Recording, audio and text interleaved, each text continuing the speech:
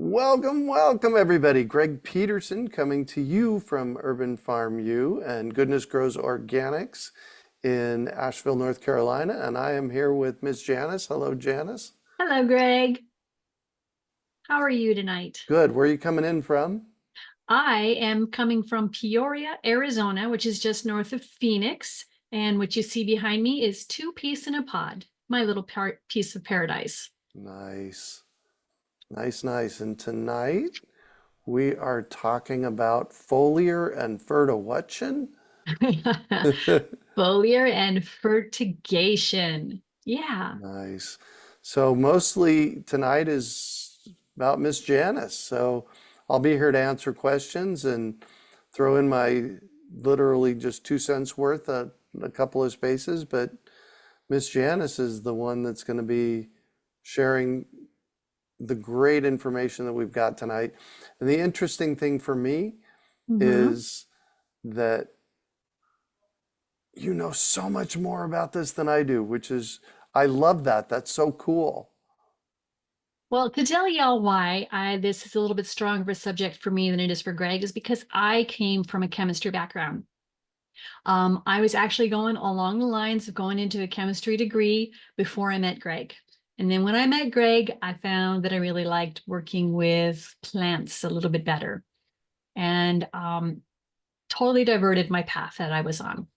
So the my background, I have a background in chemistry. I have a background in uh, plants and nature because of what I've been doing with Greg. And I've been growing trees and studying soil science pretty significantly as I've been working in this industry. So that's why I think that this is something that has become very near and dear to my heart. And I have always been focused on education, which is one of the reasons why working with Greg just worked out so naturally because Greg has been education centric all of his career as well. Yeah, amen to So, that. so now I'm going to tell you what our topic is. Our topic is, did it work right? Yep, it did. Okay, good. And questions, we'll be monitoring your questions. If you want to chat with me, you drop that in the chat box. If you want to drop questions for us, please put them in the Q&A. Perfect. So this is Feeding with Foliar and Fertigation. This is a special webinar from the Urban Farm U. And this is where the education about growing food is centric to what we do. And this is at an special event that we put on when we come up with a topic that we think needs to be shared. Tonight it's foliar and fertigation. All right. So fruit trees are living beings. We sometimes forget that, although I would say most people in our circle are not going to be so surprised by that concept. We just every once in a while tend to forget. But they are living beings and they do need to be fed. And the trick about knowing when and where and how much is not as hard as you may think. Just kind of do a little bit of repetition and it becomes second nature of sorts. Now, the nice thing about trees is there's basically two ways to get their uptake, the top and the bottom. So I'm going to go into the mechanisms of why foliar is working and why we are able to feed the trees. The trees have three basic parts. They have their leaves, they have their branches and stems, and they have their roots. Now, when we're talking about foliar nutrition, we're talking about the leaves, the foliage of the tree. And one of the beautiful things about our leaves of our plants is that's where they breathe. Now, what we see here in this picture is obviously a close-up of the leaf and an even closer of the close-up. This little circle on the right is actually two different cells that either stay close together or they open up to allow oxygen and carbon dioxide to pass in and out of the tree leaf. Because as the tree is going to intake carbon dioxide, when it does what it needs to do with it, it turns it into oxygen and it spits it back out. But what also can happen through this stoma, that's a singular version, or the stomata is the plural, of these little openings on the underside of the leaves, is that it can also uptake small molecule liquids. And that's where our nutrients come in. So when we are giving a foliar feeding to the leaves, we are feeding the plants through the leaves, taking advantage of its natural breathing properties. Now, one of the great things about doing this is that the nutrients that are introduced on the leaf are the most rapidly uptake into the system of the tree, because the tree's nutrient system is an upward process. It normally takes nutrients from the soil, brings it up the trunk and out into the leaves, and then it uses it up and it does the oxygen back in. This is normally just a single direction for the most part of nutrients. So when the tree needs to be able to do its photosynthesis and its fruit production, if you have the nutrients right out there in the edge of the leaves, right out there at the heart, so to speak, of the activity, then it's going to be the fastest that it's going to be able to use it. If you have a tree struggling or a tree that needs extra nutrients, giving it on the leaves is going to be the fastest delivery. Now, we say to go ahead and spray those dormant trees. And the reason why we say that is because that the branches and the stems and the trunks can also uptake that. Now, the stoma, those are what happens on the leaves that'll allow the intake of the nutrients. On the branches themselves and on the trunk, what you have is really called cuticles. And you can get nutrients in through the cuticles into the branches, which is one of the beautiful ways of giving nutrients to a semi-dormant tree right before it wakes up. And when it wakes up, it's like, woohoo, I'm already fed. Good, nice full tummy.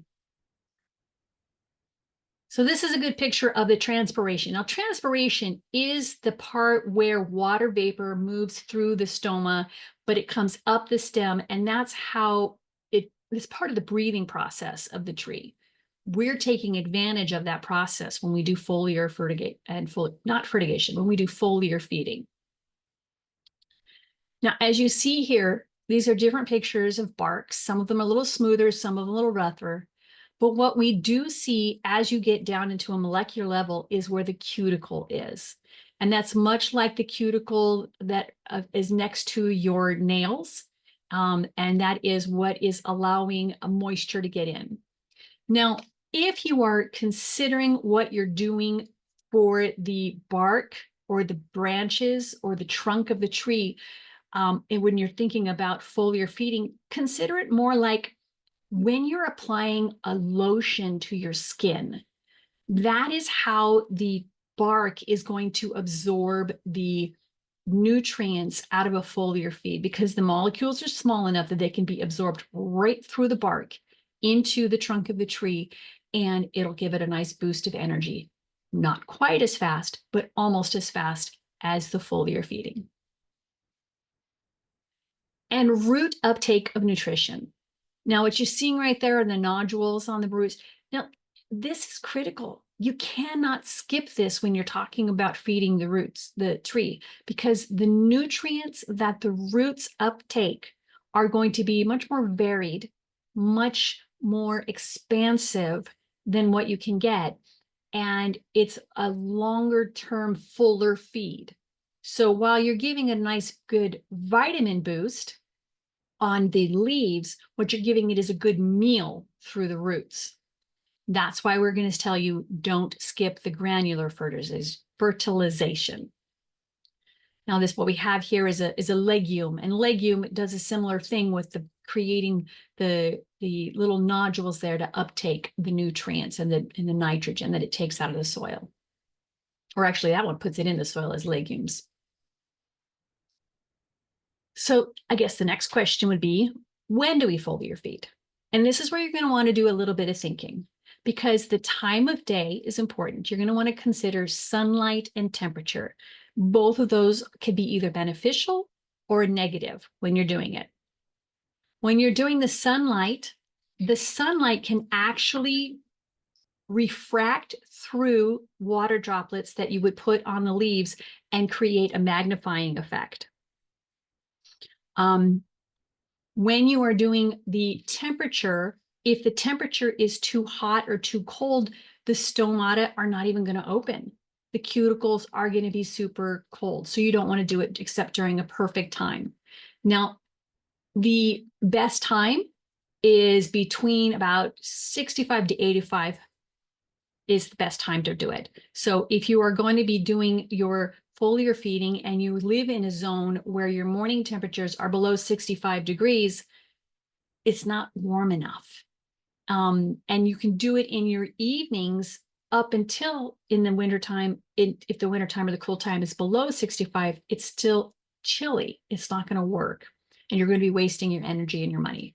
So if you shoot for somewhere around 70 to 75, that'll be the best target ranges. Now, I also talk about the time of year. And what I'm talking about this specifically is if you're thinking about the season of the tree itself, because the tree, especially deciduous, will wake up. And that waking up time, it will have whatever's around it for nutrients. It'll start absorbing that or start using that in order to start opening up the blooms and the leaves. Growing, when the tree is growing and stretching out those branches and those roots, that's a different time, similar, but they are right in next to each other. Bloom is a very different time, and that is when the flowers are coming out for fruit protection. During the bloom and the fruit is when you're going to be doing a slightly different feed, or right before the bloom. And if you think about that as the extra nutrients that it's going to need in order to be giving you the best, strongest blooms, you want to give it a little extra dose of nitrogen. So we're going to change up our recipe a little bit. And then again, rest and sleep. You're going to be giving it the nutrients it needs to continue doing what it's doing, to make sure it still has the leaves that it needs during the heat of the summer.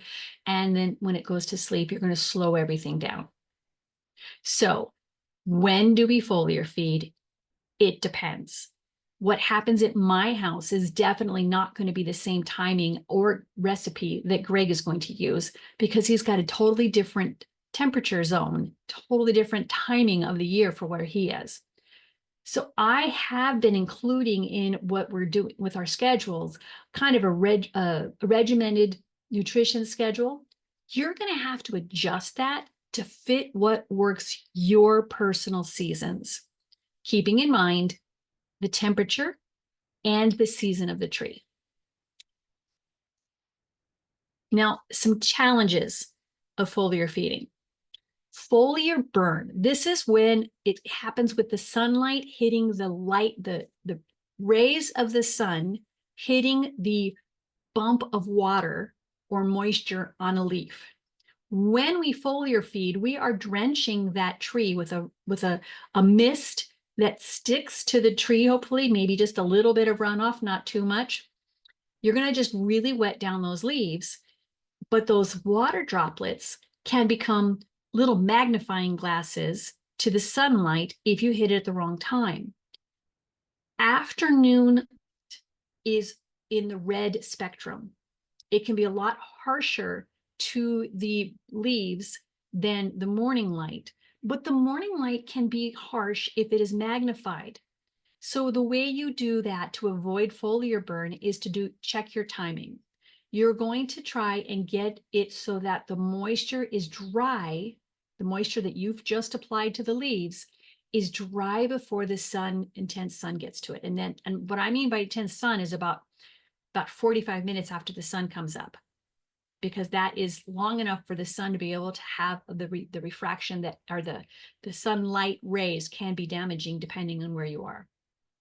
And at the afternoon, you definitely want to wait till that last sun is kind of going down out behind the house or the mountain or the trees or whatever, because that sunlight can be even more damaging when it is magnified on the wet leaf. Another challenge of foliar feeding is just considering your own personal schedule. Some people do not like getting up at dawn, or they do not like trying to go outside at dusk. It is a challenge. If you can work around it and get to it, then foliar feeding is going to be a super efficient way to boost the nutrition in your tree. Now, the last challenge of foliar feeding is just the solution prep, learning how much to use and which products to use when you are foliar feeding. But we got you covered. We've got a nutrition schedule for that. So by using a little bit of scheduling to make sure that you don't do it at the time that this foliar burn is going to happen, and by using our schedule that we've created to help you figure out which product, it becomes a lot easier. And it actually becomes quite fun because you're out there with the tree and you see the changes. I'll tell you, I just foliar fed one of my trees out front, and within 3 days, went from almost no leaves to explosive leaves. It's great. Now, there are 3 kinds of fertilizing that we're going to tell you that goes with the Urban Farm Nutrition Program. Don't skip. The first one is granular. You cannot skip this even if you are doing foliar feeding, because granular fertilizing is the big meal that the trees are going to rely on to keep it going for the most of the time. And this is the dry ingredients, the granular organic fertilizer. And you're going to want to put this in the basin, and you're going to do that 4 times a year. If that's going to change, it'll be changing depending on where your area is and what your fertilizing is. But we like to say 4 times a year because that's the best time for the trees to get that little boost. The next one that we talk about is drench feeding. Now, this is the liquid solution concentrates that you put in the basin. You can do it up to 12, maybe you can even do it up to 24 times a year if you really are ready for that. I like to say 12 to 15 times a year, because if you need to do a little bit of boost, let's talk and we'll see what your trees need. This is a humic acid base mixture that is going to go in the soil. And then our favorite, the most fastest way, but the lightest solution is the foliar. It goes on the leaves, on the branches, on the trunk, and you can do that biweekly if you need to. Granular feeding. This is Greg's thing that he started talking about long time ago. Greg, I'm going to let you talk about this for a moment because you love this one. Yeah, there you go. Thank you. And you know what's the cool part is that I've started seeing people posting this data on Yeah. Facebook on when to fertilize. It's like, yes, we're making a difference. Yeah. So standard application dates are generally, this is for the low desert. If you're not in the low desert, you push it out a Adjust it month or slightly. 2. Yeah, you push it out. Basically, what you want to do is you want to fertilize the trees when they're growing. So let me say that a little differently. You want to granular fertilize the trees when they're growing. When they And need it. in the low desert, they bud out mid-February. So here in Asheville, North Carolina, I'd push that out 2 months, believe it or not. So 4 times. I think there's a second slide for us here. No, that's it. Oh yeah, how much? Yeah, yeah. So this is how much. And it's really important that you use an organic fertilizer. Now, our um, pop-up nursery is open this Saturday. So if you're in the low desert in the Phoenix metropolitan area, you can come and get BioFlora and tanks. Those are the 2 that we recommend. The BioFlora is the best deal. It's 50 pounds for, I think, $60. That's for an organic fertilizer. That is a screaming deal. And you use 1 pound or about 2.5 cups per inch trunk diameter. And so if you have a 3-inch diameter tree trunk at the 3 base, pounds. 3 pounds, exactly.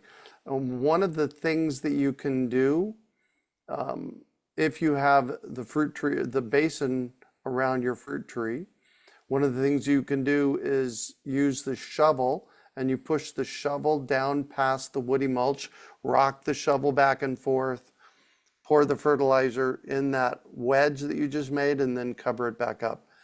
If you cut a root or 2, it's not going to hurt the tree at all. Yeah. So, Especially if you're using one of those really thin shooter shovels. Can't do that much damage. Yeah. Now, he did talk about our pop-up nursery. That's for the local Phoenix area, and it changes year to year. So for those of you who are watching this video later, check out urbanfarm.org/events to see when the next one is. Yeah. So going back to our foliar, we've moved ahead out of the granular fertilizer. We're moving into the liquid. We personally highly recommend the High Creations Wisdom line. We have been using this line for 7-8 years now. Love it. Highly endorse it. Absolutely can't say enough good things about it. It's good. It's organic. They do not have the certification, the OMRI certification, just because it's such an expense. But it is created by a couple of guys that have a wonderful background, love to educate, and really are motivated to helping plants grow.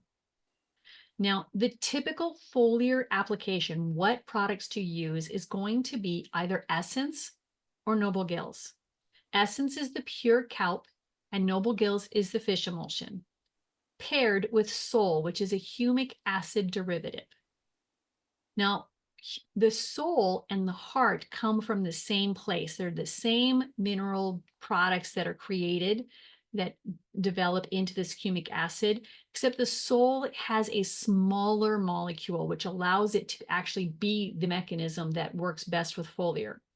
Soul is what connects to the stoma, the cells of the stoma, to help open it up and allow the fish emulsion or the kelp to actually be uptake.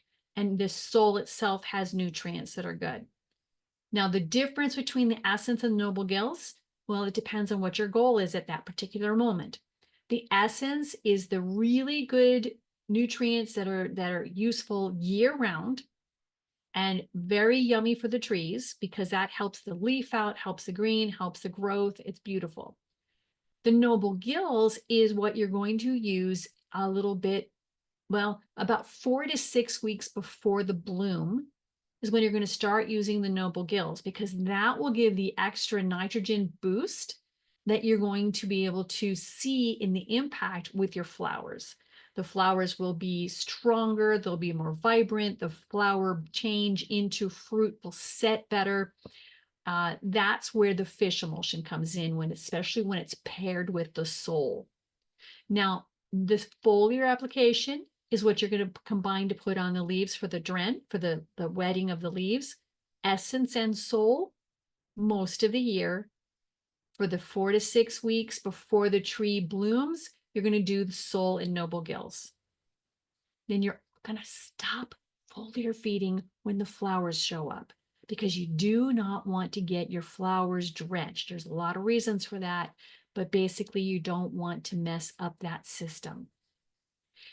The soil application is Heart. Heart is a humic acid, beautiful for the soil, absolutely wonderful for getting into the molecules basically of the soil and helping them loosen up, helping the organisms down there survive. It just is like a magic sauce for the soil. You can do this one straight on the soil and follow up with water. If you cannot get foliar application into your rhythm and you miss one and you want to follow up with it, you can just put it on the soil. It's not as fast, but it still works. So foliar feeding. Let's talk about the right before bloom part. This is where you're going to use 3 capfuls each of Noble Gills and Soul in 1 gallon of water.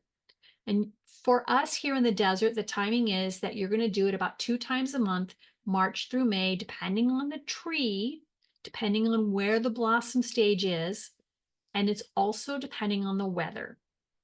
You're going to stop doing it while the flowers are present, and you can resume once the fruit has set or formed. Just help that first growth of the bloom of the fruit. You're going to stop about 2 weeks before harvest. Again, during the spring, it's easiest to apply it just before dawn when the temperatures are 70 to 75. That tends to be the best window of getting the optimal time and temperature, is in the morning time in the spring. For the other part of the year, you're going to do essence and soul. And that's the growth, the nutrients that'll happen with that. That is 2 times a month, basically for us in the desert between June and February, weather permitting. So when it's hot, super, super hot, like we do get here in our valley, or when it's cold, you're not going to want to do it. You definitely want to skip foliar during any freeze. And you're going to spray it on the tops and the bottoms, leaves and branches, and the trunk. And you're going to avoid direct sunlight because you don't want the foliar burn. Avoid high heat because it's going to be wasting and the freezes could damage. Drench feeding is another part of our fertigation, and that you're going to do once a month. We love heart. You're going to do 1 to 3 ounces of heart. Now it says here in 5 gallons of water. So we're updating that now. So you're going to do 1 to 3 ounces of heart poured directly on the soil, and you're going to follow up with 5 gallons or more. What I really want you to do is to pour that 3 ounces of heart in the basin out from the trunk, more where the edges of the leaves are. Pour it right out there and then fill your basin. Just fill it, keep filling it. Do a nice, deep, beautiful water, and that'll push those nutrients down to the roots where it needs it. One of the classes that I taught is called leveling up. And this page here I took right out of our leveling up class. The intermediate method of taking care of your trees means you're going to do monthly drenching with heart before watering and monthly foliar feeding with essence and soul. If you want to level up and do a little bit more, if you got the time and the energy, even the money on some of these things, you can do a little bit more. You're going to do bi-weekly foliar spraying with essence and soul. And the 4 to 6 weeks before flowering, you're going to use Noble Gills and essence. Noble Gills and soul. Sorry, that needs to be changing. Noble Gills and soul bi-weekly. Or you're going to use a fertigation system, and you can use heart and soul and essence while watering with a dose of Noble Gills as a foliar. I found a typo, Greg. So our program of heart, soul, essence, and Noble Gills, we've got it all put together in a nutrition program combo. If you buy 1 quart of the first 3, soul, essence, and Noble Gills, you get the heart for free. And you can get that at store.urbanfarm.org/feedtheleaves. Greg, I want you to talk about this. This is one of your tools that you love. Oh my The gosh. sprayer mod kit. Oh, this makes all the difference in the world. This is like take a deep breath because, you fill up with those 1 gallon pump sprayer bottles and go out, and I have 160 fruit trees in my Yay. orchard. But even if you have 5 or 10 or 15, this is called our sprayer mod kit. And thank you, Glenn, for bringing this to our attention. He's one of our cool rock star people that help us with the fruit tree program in January. This is a mod kit, and there's a video on our store website on how to modify your pump sprayer. You buy a 1 or a 2 gallon pump sprayer. I actually have a 4 gallon backpack sprayer for mine, and this replaces the wand. So it's pushing out a lot more liquid a lot faster. So rather than taking, 45 minutes to drain 2 gallon pump sprayer, it'll drain it on a tree or a set of trees in 10 or 15 minutes. This makes the job doable. Yeah. And we have this at a really good price because we buy these things in bulk to be able to make these kits. And it's just really a great little addition. You buy your own 1 to 2 gallon sprayer. You want the one with the pinky size hose, and that'll work. If you get the thumb size hose, it's not going to work. Yeah. And then we have the water filter, Greg. Oh, yes. So Janis, why do they put chlorine in our water? Well, being in a metropolis, one of the things that we have to study or have to fight against is the stagnation of our water and how all the bacteria will be growing in there. Yeah. We don't want that to happen. A lot of germs, a lot of bad stuff can grow in stagnant water. Yep. They need to put the chlorine in order to keep it contained or to be clean until it gets to us, And which what is good. We want it to be clean when it gets to us. and what does that chlorine do to the water? It kills all those little bioorganisms and all those little microbes that could be so dangerous to us. Exactly. So the bottom line here is, Janice and I are being funny, but the bottom line here is it does the same thing to your soil. There are 5 components of healthy soil. That's dirt, airspace, water, organic matter, and everything that's alive in the soil, all the microorganisms and all that good stuff in the soil. And when you use chlorinated water to water your plants, that chlorine can negatively impact that soil health, soil life. So we suggest either a hose end, so this is our hose end chlorine filter, or you can actually buy this and put it in line for your drip system, or a whole house. If you're really interested in a whole house system, I have a really affordable system I can send you. It's called the Big Blue.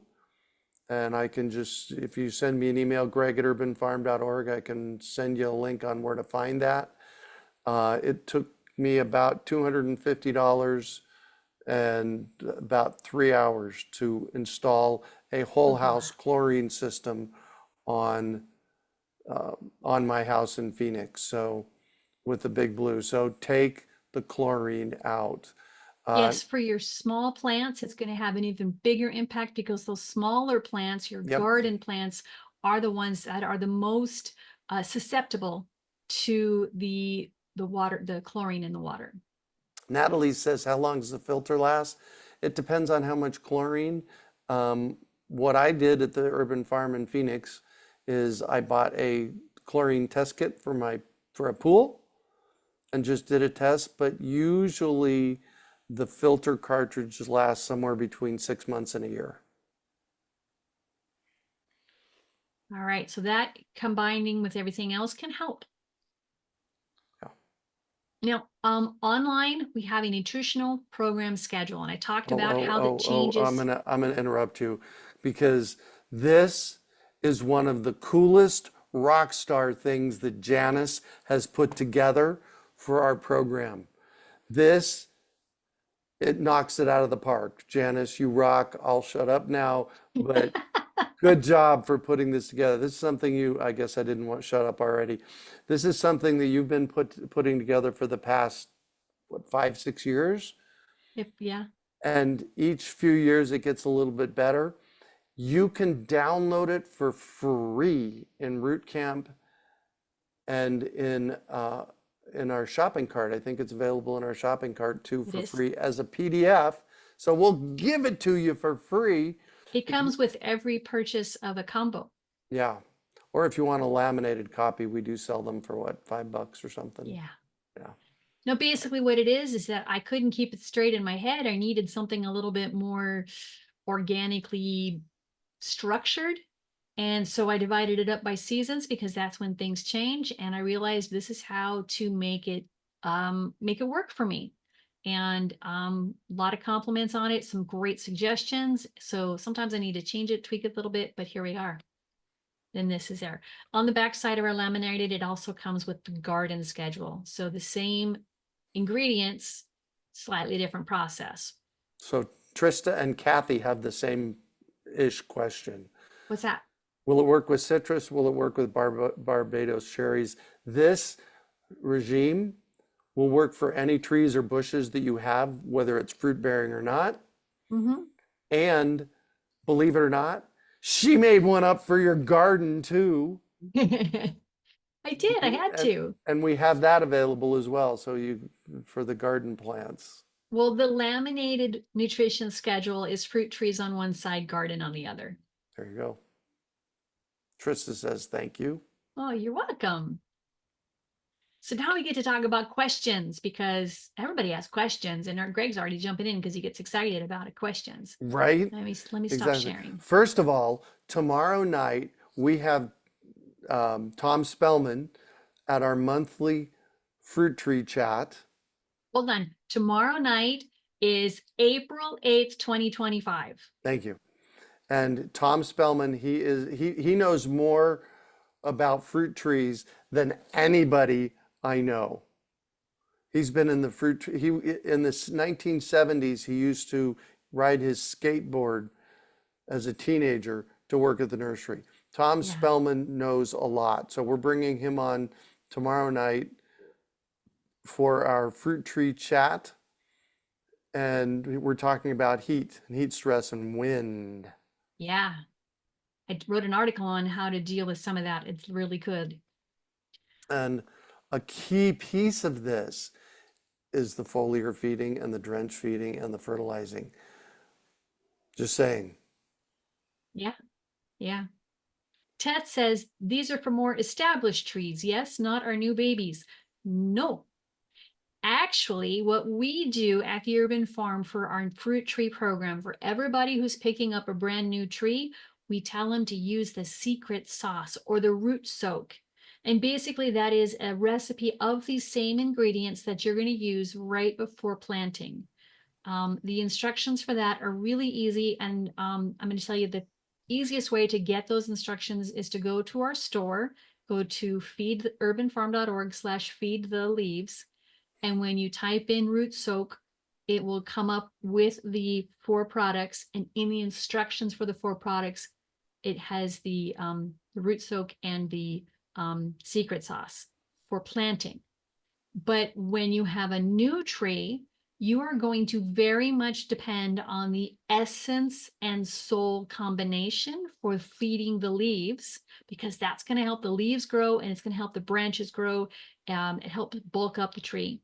And then you're going to use the heart in the basin. The noble gills is going to be this one of the slower ones that you use. That's not as necessary for the first couple of years because the noble gills will increase the bloom, and you don't really need that the first couple of years for most trees. Cool. All right, that's Tessa's question. Athena says, can compost take the place of granular fertilizer? Not really. Not in most soil spaces. You really It's compost. important, but It it's is. it's like when you're looking at your table and on your plate, you've got your proteins and your carbs. They're both important, but they're different.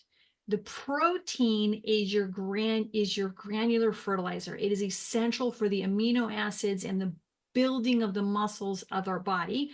And that's what the granular fertilizer is for the tree. The carbs, that's what the compost is. There you go, Greg. Perfect. You know, we actually didn't talk a lot about the word fertigation. Yeah, because we kind of wanted to keep it a little bit time for questions, but I'll jump in on that really quick. We were looking for a good picture of fertigation tanks, and both of us, our fertigation systems, they look a little more aware because when you're fertilizing and you're in a rush, you kind of make a little bit of a mess. But fertigation tanks I'm are, going to stop you. Let's say what fertigation is first. I was in the process. No, you said fertigation tanks. Fertigation tanks are tanks that are attached to your irrigation system that help you deliver fertilization nutrients. Did I get it? Nice. Yeah, Thank right on. Thank you. you.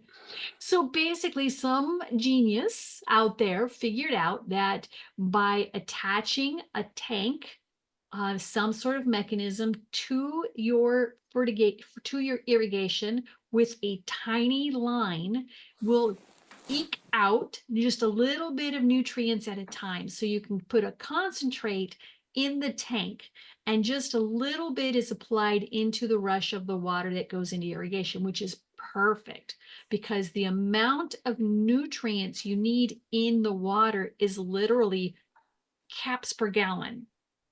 That's it. You really don't need a whole lot. Sometimes I mean, a cap for 1 to 3 gallons. It's limited amounts.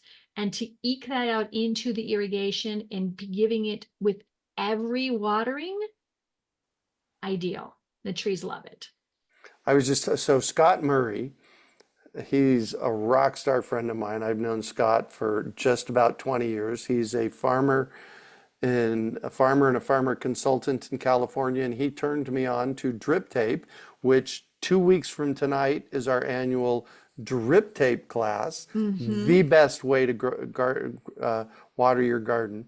But he also turned And us fruit on, trees. and fruit trees, absolutely. He also turned us on to fertigation.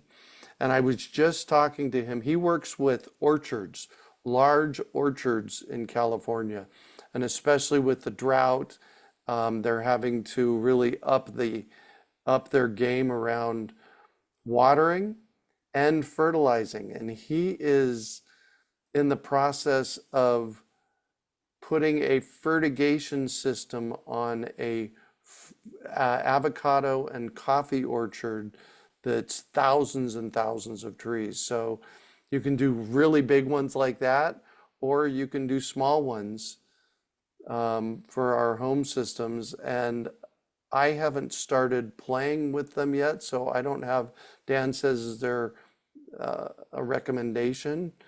I don't have a recommendation yet because I'm still in the process of learning. There's a few out there, and you can go to any irrigation store. You don't want to go to a big box store. They don't tend to have this specialized of a product.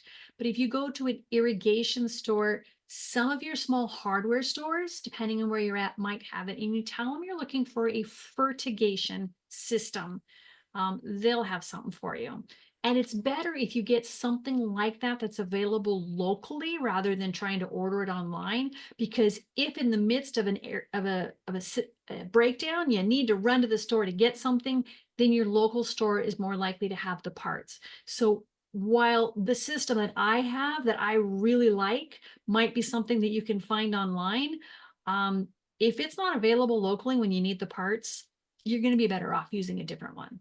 So shop local. Yeah.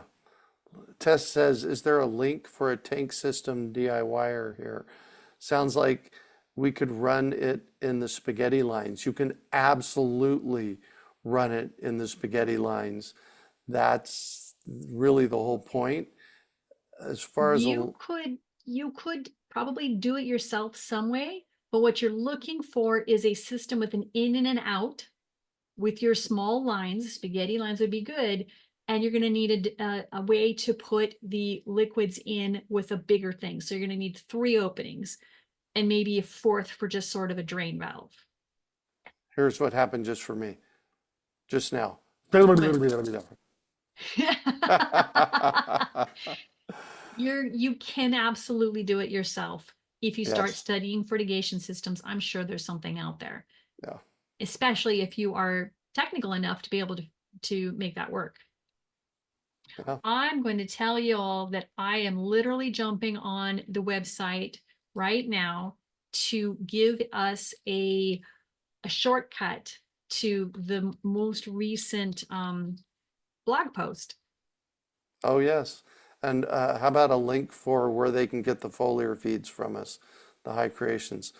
Yeah, that's called urbanfarm.org/feed the leaves. Is that where it's at? Does that take Yeah, them? didn't you Is test that? it this morning? Well, I know that store.urbanfarm.org/feed the leaves works. We'll have to check that. Tess says, haha, rad. Build a biofilter for a pond. We could do that. Ooh, yeah, Yeah, take pictures, let us pond know. water. Yeah, absolutely. Urbanfarm.org/feed the leaves. Does that There take them to you the go. shopping cart? It takes them to a page on the Urban Farm site that will eventually take them to the shopping Shopping cart. cart. Okay, cool. So we do have a special that we run. There's the 4 High Creations products. And what we do, we're exclusive to this, is if you buy 3 of them from us, we'll give you the fourth. The fourth is the heart, right? Mm-hmm. Yeah, and We that said that. saves you That saves you like $40. So, and we do ship. We do ship US wide. So if if you're in Florida or we can ship it to you. And if you want to pick it up this Saturday, you can order it and we'll have it ready for you at our pop-up general store this Saturday. We also have a pickup location in Mesa, Arizona, and in Glendale, Arizona for pickup. Yeah.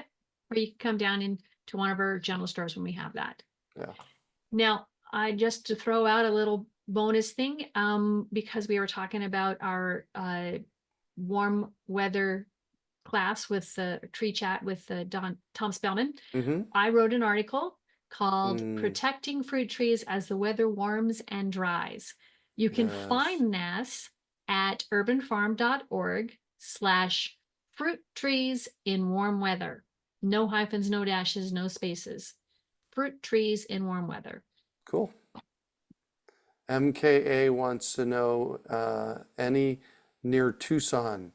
We don't have any pickups for us near Tucson, but we can ship it to you. And we put it in a bulk box, and it's fairly inexpensive to ship it. Yeah. It costs about $12 to ship the big box that we spend That's not thereabouts. bad. That's Yeah. not bad. Yeah. And it's pretty quick. It's USPS. So as long as you get a post office delivery, you can get it. Would you put that link for the article in the chat? Nobody can see it, can they? Yeah.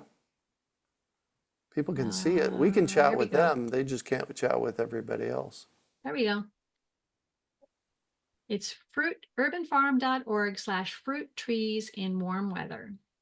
Nice. That was a good article, by the way. Thank you. All right. All right. Any other questions? We're here to help. Thank you, If if MKA, for purchasing from us. Go ahead, Janice.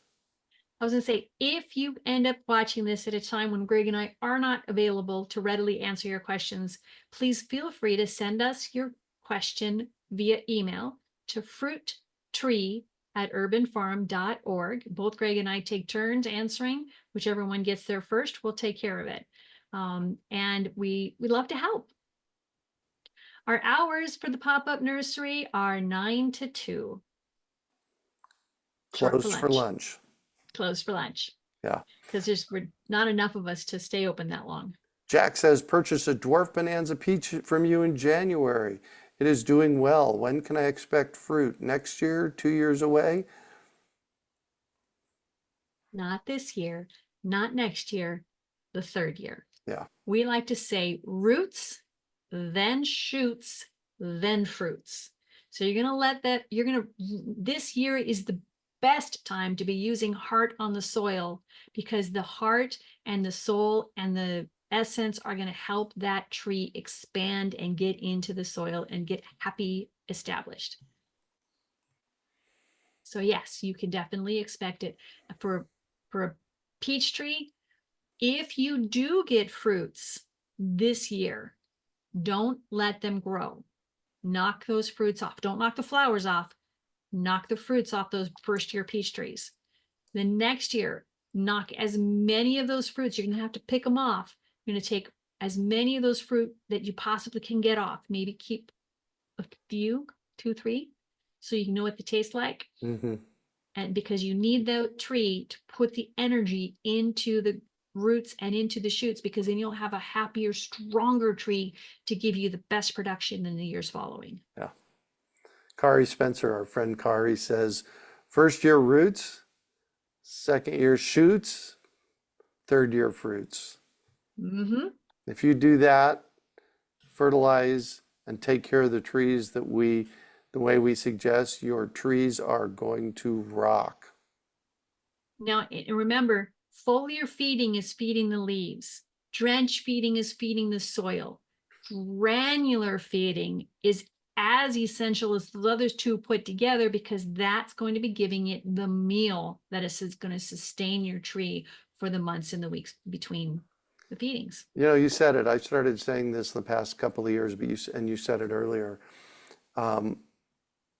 I get more emails from people with suffering trees because they're malnourished.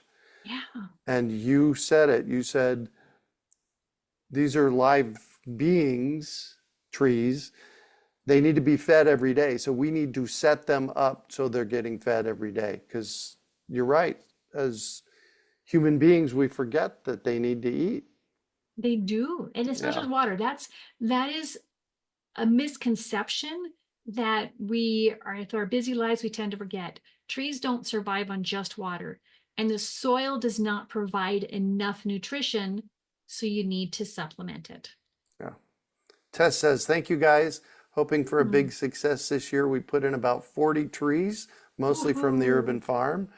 Awesome. Thank you. Transplanted from one property to another with success on some older urban farm trees too. On. Good soil makes the difference. Yes, it does. Absolutely. Yes, it does. All right. All right. Thank you, Miss Janice. Thank you, everybody, for attending. Thank you, Greg. Donna says, great webinar. Thank you, Greg and Janice. Absolutely.